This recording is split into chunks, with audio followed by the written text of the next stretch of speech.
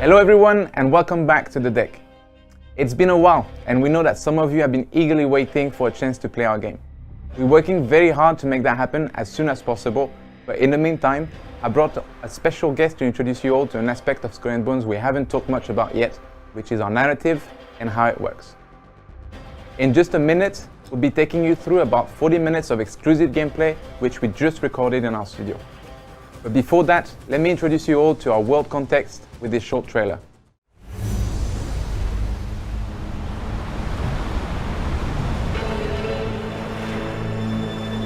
The end of the 17th century, when ruthless corporations ruled the seas with an iron fist. They ignited a battle for global supremacy to dominate the world's most valuable trade routes. A flood of exotic goods from the Indian Ocean stormed the West, creating new addictions and a violent race for control. And where there's blood, there are predators. Labelled as enemies of all mankind, this new breed of pirates will show no mercy.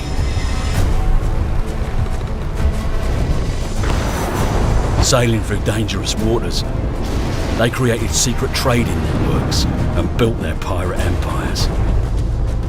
But they were always on the edge of losing it all and sinking to the depths as Skull and Bones.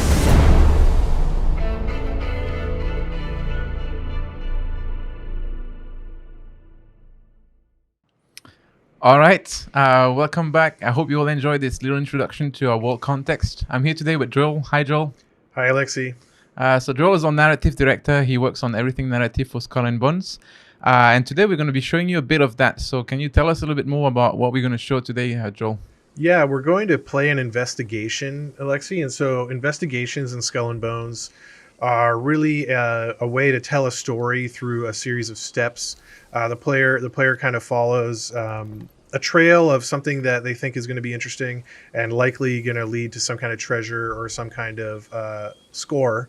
But it also tells a story about our factions and our world. And we do that by finding, for example, messages in bottles, scraps of lost journals, sometimes talking to different characters in the world.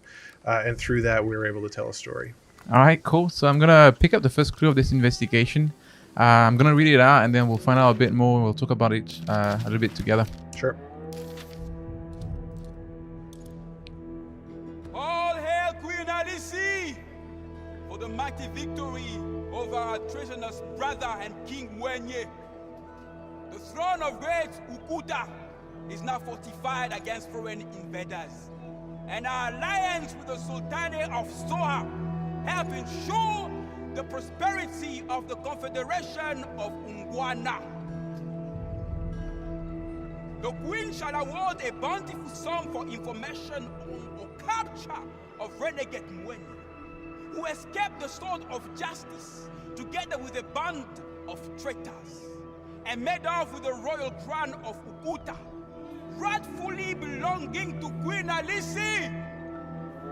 The thieves and traitors were seen in several villages within the realm, including Plundering. By royal decree, all aiders and abettors shall be killed. Bless Her Majesty! All right, so that's the first clue. And basically what's happening there is a little bit of a fight between brother and sister. Both of them believe that they're the rightful heir to the throne.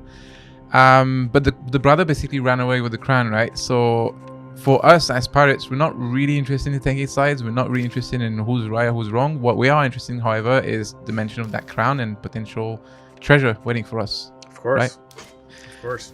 So what we're going to do first, the first clue is basically telling us that we need to find out where the brother went. He's been sighted in Bandari settlement, so we're going to be sailing towards that destination. But before we do that, maybe you can tell us a little bit about the region we're in and how does it fit with our world context? Well, so in the world context, this is the golden age of piracy. And so This game is a historical fiction, and so we're really basing a lot of our choices in the game on being inspired by the region of the Indian Ocean and the factions that can be found there at that time. And during this time period, there is a desire from the West for all the luxurious goods that were discovered here by the West, discovered from their point of view, and there was a kind of a battle for who would have supremacy over those goods. And of course, that also leads to battles with the local factions, and it's really the mega corporations from the West stealing from the local factions to feed those new addictions in the West. Cool. And so there we see the dawn of the modern economy. Yeah. All right, very cool. Nice little introduction there. So because we know where we're going, it's a bit of a distance to sail. So I've now traveled to another outpost, and maybe you can tell us a bit more about the role of outposts in the game. Yeah, so outposts are really places to explore, find lore. From a narrative point of view, there's always lore to be found in outposts, but more than that, there are also places to trade, to pick up contracts, to cash in contracts, to sometimes pay off factions if you have an aggro with a specific faction. It's also a place you can kind of meet other players and socialize with other players as well, right? Of course. Damn, fully multiplayer. Cool. So now we know that our next destination is going to be that Bannery settlement. I'm going to talk about it a bit later as we get closer to it. But our objective is going to be to plunder that settlement to find the next crew, right? Yes. But for now, as we're sailing, maybe there's more you can tell us about the exact region we're in and the regions of Skull and Bones in general. Yeah, so we're in the coast of Africa region here, and as you can see from the landscape, it's a bit of a arid landscape compared to some of the others in the game. And here, there's two major factions. There's the Confederation of Iguana, who are really more the local faction who have historically been here. And they're a nomadic faction and quite aggressive faction in terms of the game. But the thing about the people from the Confederation of Iguana is that they're nomadic partially by circumstances. And part of those circumstances is the fact that the Company Royale has moved into the location. And the Company Royale is really a mega corporation from France. And they're the colonial power who has disrupted the lives of the Confederation of Iguana. And there's a whole backstory and quite a bit of lore that can build up that sort of relationship. Yeah, so one of the cool things about all this as well is that as we're sailing through and we see other ships passing us, the more you play the game, the more you find out that these ships actually have a lot of elements on them that are giving you information, right? First of all, you can see the equipments they have. So the ships we just passed, for example, they were equipped with a lot of cargo, but also the sails and the emblems they have will tell you which faction do they belong to and stuff like that, right? Yeah, of course. So there's visual identifiers. You know, there's all kinds of things that really help bring authenticity to the different factions in the game, whether it's visual, linguistic, you name it. So a lot of work went to like making sure that when you're sailing through the coast of Africa, you feel that you're actually on the coast of Africa. Absolutely.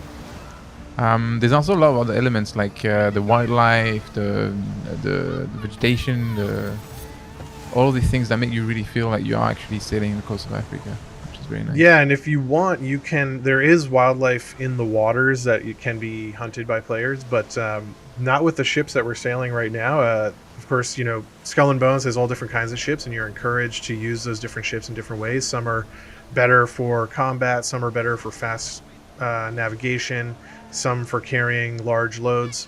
And of course, there are very small ships that can go through narrow waterways and are useful for essentially hunting water-based animals. And so that is an opportunity that we could explore in the coast of Africa, but because I think we're trying to complete our investigation, we'll have to do that next time.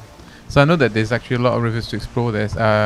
Luckily for us, the rivers we're in now are large enough for us to sail with those rather large ships. Yep. But like you said, like some rivers you're gonna have to basically switch to a smaller ship, which might not be as well equipped. But that'll be the only way to get some of the resources that the region has to offer, right? Yep. And so it pays to have a varied fleet of ships, it's fair to say. Yes. All right. So we're going to get closer to that settlement in just a little bit. There's a couple of information that we need to keep in mind when we get closer. First of all, so far nobody's really bothering about us because we're just not being very aggressive, right? But the moment we attack the settlement, that's going to change, obviously. Yeah. That settlement belongs to the local faction, But we're not here to actually plunder any resources. We're here to find the crew. So what we're going to do before we start the plundering is we are going to plan our escape route to make sure that we don't get into too much trouble. Okay. So yeah, I'm almost there now. But essentially, yeah, that's the key thing about Skull and Bones. When you want to engage the combat, depending on your objective, you want to make sure you're prepared for it. So if you want to plunder all the way, then you need to make sure you're ready for a long fight. On the other hand, if you're just looking for one specific item, then you want to plan an escape and you want to make sure that you can run away without getting too much heat. Yeah, because the way the plunder feature works is that the longer the fight goes on, the harder it gets. The more there's going to be reinforcements, and the more aggressive these reinforcements are going to get. But if I've learned anything playing the game, things will go wrong. So, so let's see what can happen. So hopefully we'll make it alive. Alright, so I'm going to drop anchor now, open up my map, and I'm going to set my escape route for that shipwreck on the far east. And whenever we're ready, let's get started. I'm ready. Alright, let's go. Let's do this. So as you can see here, a bunch of our crew are jumping overboard to essentially enter the settlement and begin the plundering action. And so the fantasy here is as we're out here fighting and holding our ground, they're in the settlement scampering around, you know, stealing whatever they can get their hands on and looking for the thing that in this case we're looking for, which is the next clue in our investigation. And as you can see, those different stops across the top of the screen of what will happen during the plundering action if we survive is they will start sending out what they find while our crew is in there on small ships for us to pick up. So if they do their job right, we will get our clue in the first package. And then we can make our escape. Obviously, the longer the battle goes on, the more at risk we're at here in this kind of confined space. Yeah, but that's also how you get the highest rewards, right? Exactly. So if you can stick it out all the way to the end, of course, you're going to plunder a heck of a lot. But as you can see here, we are facing stiff competition. Yeah, so my strategy usually when we plunder settlement is the beginning's pretty chill, I want to say, all things considered. Yep.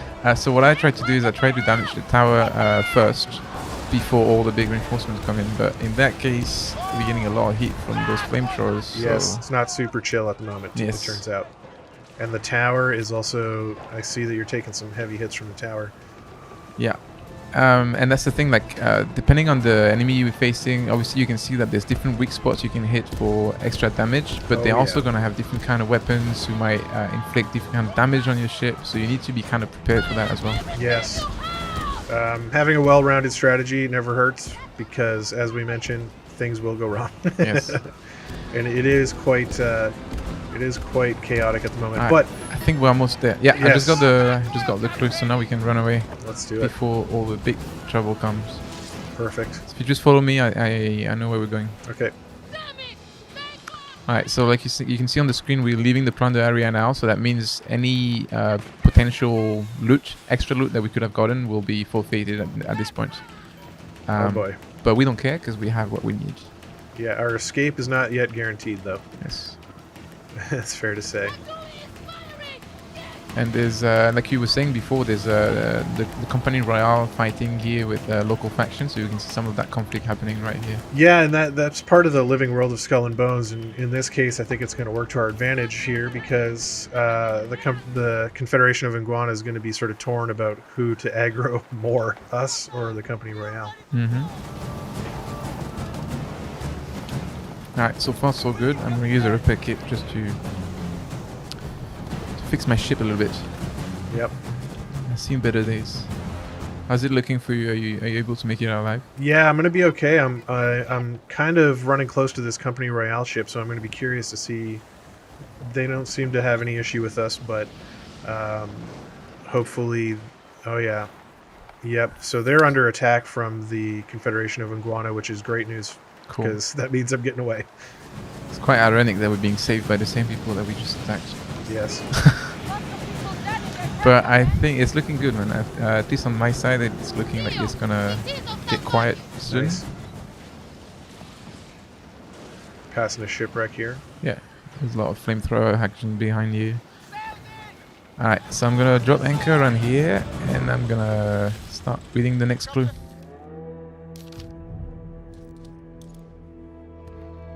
The Confederation of Ungwana is in upheaval. King Mwenye has landed in Bandari Harbor. Though still wearing his crown, he is but a shell of the man he once was. Queen Halisi has taken the throne and strengthened her alliances within the realm. With Unyenye Kevu and desperation, he pleads for help.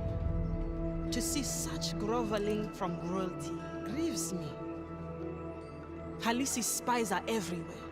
Those who do not pledge allegiance are being seized and executed. Prudence is vital. For this reason, I had to turn away the beleaguered king and beseech him to return to Great Ukuta and ask for reconciliation. His sister might be merciful. My pleas fell on deaf ears. Mwenye has disagreed. The dethroned king has departed to gather allies to the north and defy the usurper queen. Undeterred, Mwenye sails towards his fate. May peace be with him.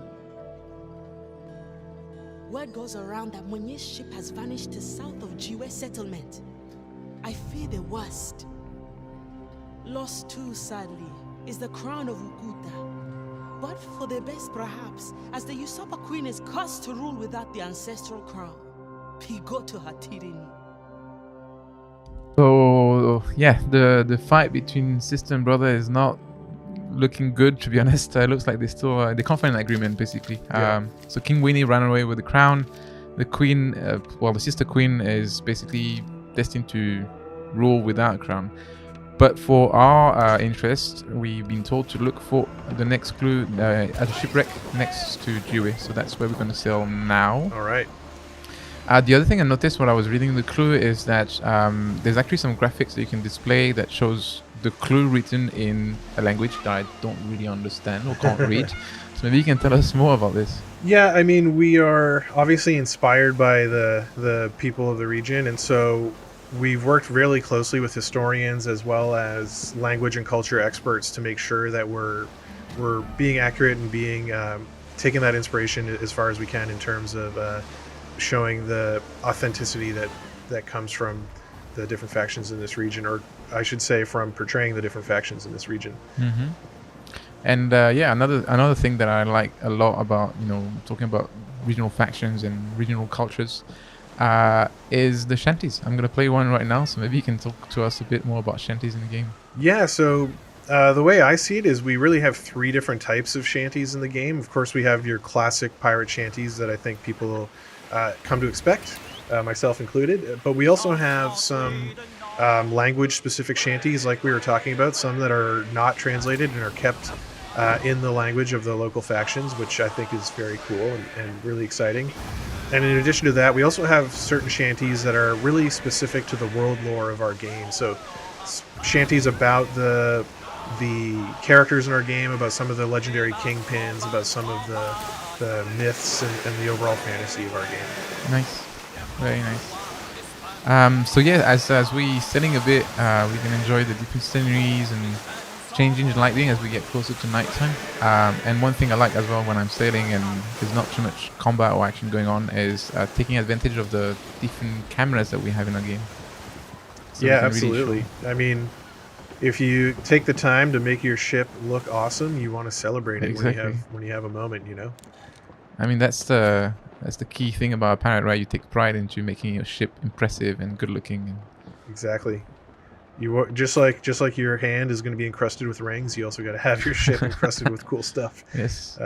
And then the other thing that I find are both quite fun but also very distracting is obviously the world is really big, right? Mm-hmm. And you set sail thinking, okay, I'm gonna go look for something specific, and then as you set sail, you look around and you see one thing interesting, and if you like me, you'll get tempted to find out what it is, and then you lose focus basically, and you get distracted by other things, and then you forget why you were at sea in the first place. But that's all right. We're happy to have players get lost in our world. That's part of the goal, and I think that was part of what it was like to be a pirate, was to see opportunities and seize them in the moment. And so yeah, but in our case, we can't get distracted because our time is limited. We're on a mission. Yes, and I'm now arriving to that shipwreck we were looking for. So I'm just going to get a little closer. drop anchor, and then I'll read the next clue. Great. All right.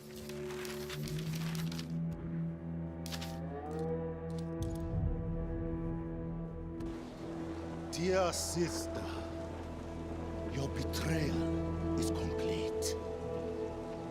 Here I lie bleeding from mortal wounds and contemplating the afterlife at the table of our ancestors. All that remains of my domain is a dhow and some meager rations. Your venom poisons our lands.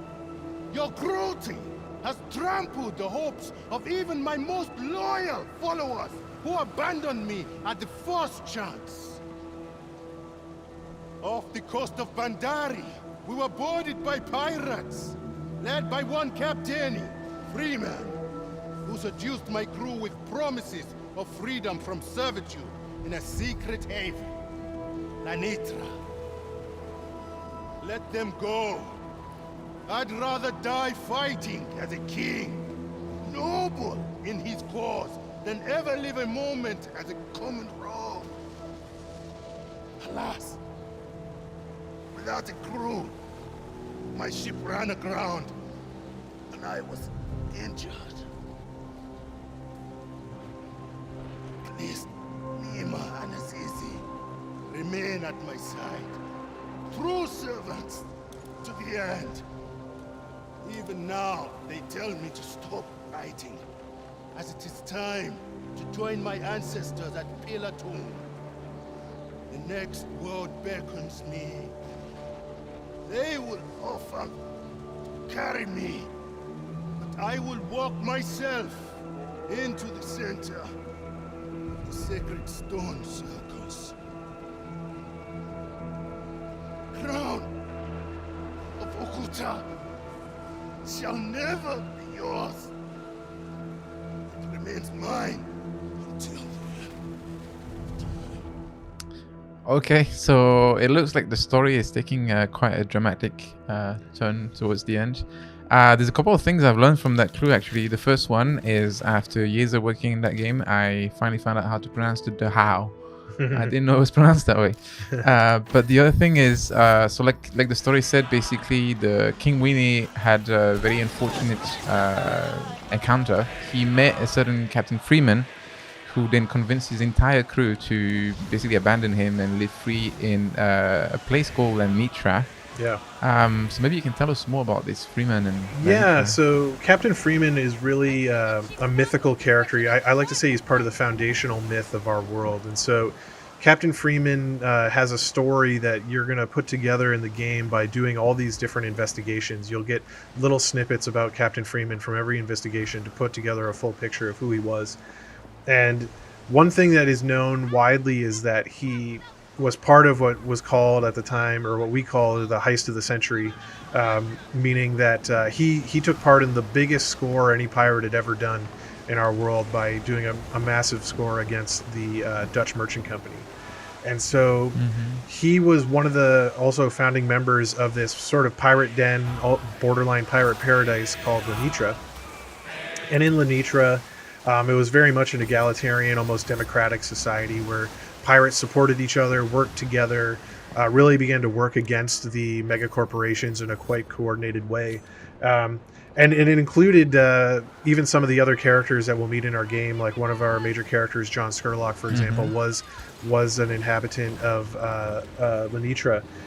But tragically, Lanitra was destroyed and being attacked by the Company Royale and the DMC, the Dutch Merchant Company, given the events of the heist of the century and some of the other things that Captain Freeman and his ilk got up to. And so really that whole idea of having this like pirate utopia has been destroyed in the mythology of our game. And what we're left with now is a world that is much more cutthroat, much more dog eat dog. It is a much harsher and grittier pirate world than that mythical pirate past that some of the characters in our world can remember. There's no more safe haven for us to to live our life free. And Freeman himself is sort of a mystery lost to time that hopefully we can learn more about by doing those investigations. All right, so I know there's a lot more to that story, and we'll probably leave that for players to find out when they finally get to play our game in open beta or at launch. Absolutely.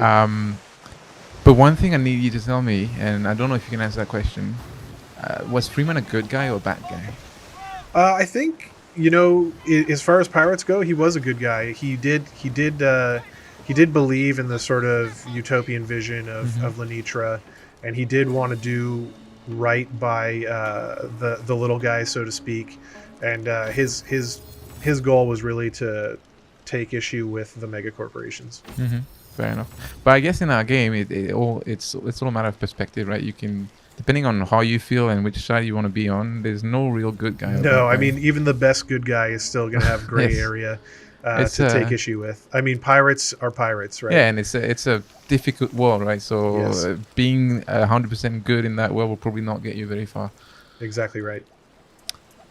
So while we're talking, we just arrived at our final destination, our third outpost called the Pillar Tom. I'm going to show you a little bit how that place looks because it looks quite amazing. But I also want to, I would like to ask you a bit more about NPCs in the game in general and like different vendors and...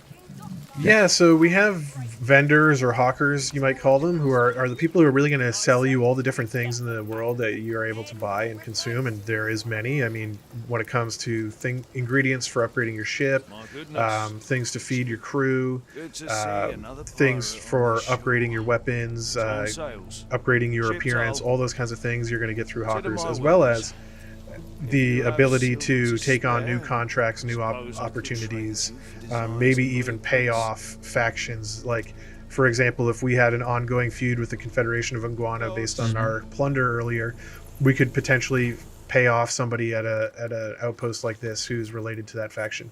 But in addition to those characters, we also have pirate kingpins in our world. And so I mentioned John Skurlock a minute ago. He's one of the first pirate kingpins that players are going to meet, and he really stands as an example of the kind of kingpin the player is going to want to become. Cool.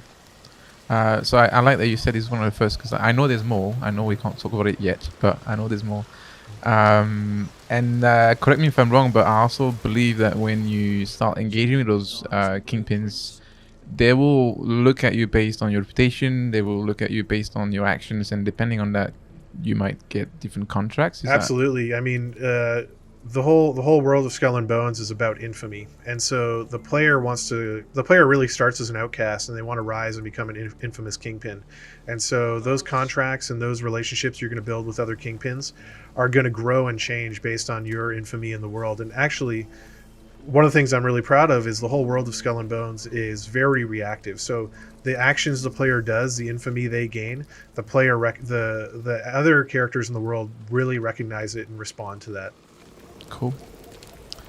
Another thing I really like about Outposts in general is that sometimes you're just walking around, not really sure, you're not necessarily looking for anything specific. In our case, we are looking for something specific. I'm just, enjoying the scenery a little bit. But then every now and then you pass by something and you hear weird sounds, and I know that there's a lot of stuff in the game out there, and I've asked around like what's going on, and nobody really knows. Well, there are certainly surprises, treasures, tricks, and everything to be found in these areas, in these outposts, and I will spoil nothing. Yeah, no, and there's a lot to discover. I played the game quite a lot myself, and there's a lot of outposts I still haven't fully explored. So all that being said, I still haven't found this treasure. So from the clue, if I remember correctly, it said that the treasure is buried in a stone circle grave kind of thing. So I'm going to try to find this. Sure. Full spoiler, I actually know where it is, so I know where I'm going, but I'm just going to pretend I don't know, right? Right. But yeah, it's pretty... It can be hard to find if you don't know what you're looking for. Once you know what you're looking for, it's pretty obvious. Yeah, and it's important to pay close attention to the clues, actually, for investigations. Investigations are not meant to be straightforward. They're meant to be something that we have to... There's not going to be a big marker telling you where to go, so... That's right. Alright, so I think I found the grave now, and I can dig up the treasure chest, so I'll just be waiting for you a little bit, Yep, and then go for we'll it. dig it out. Alright, let's dig it out. I think.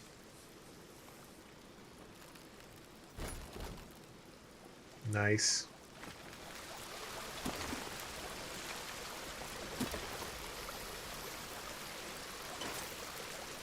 Perfect.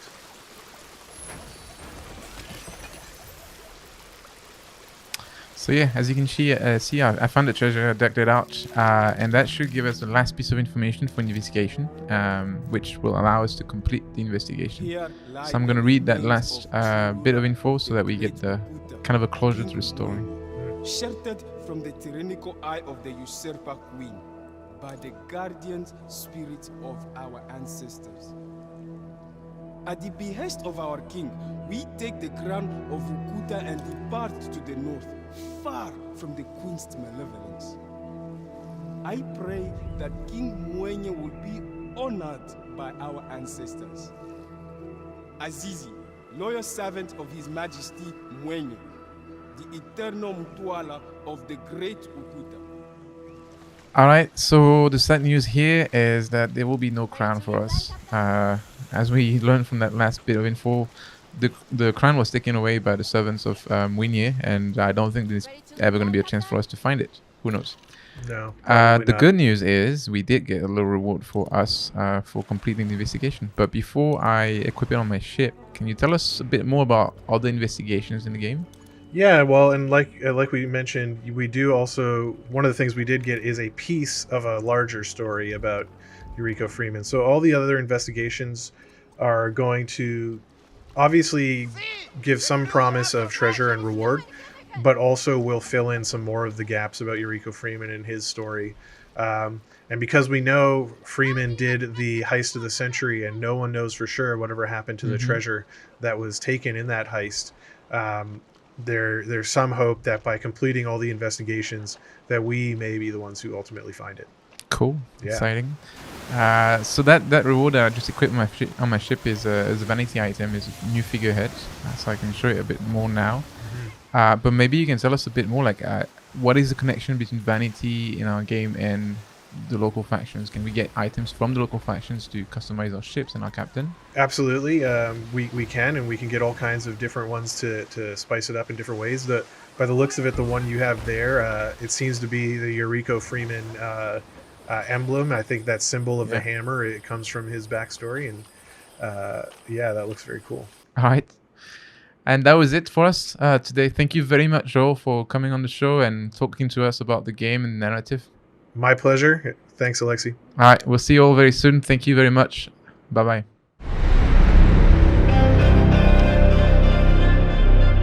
Thanks a lot to all of you for tuning in today and watching our show. I hope this answered some of your questions, but also encourages you to ask some more. We know there's still a lot of things you would like to know about our game. How far can you go with customization? How deep are our combat mechanics? What are our monetization plans? Or even how much content will be added after release?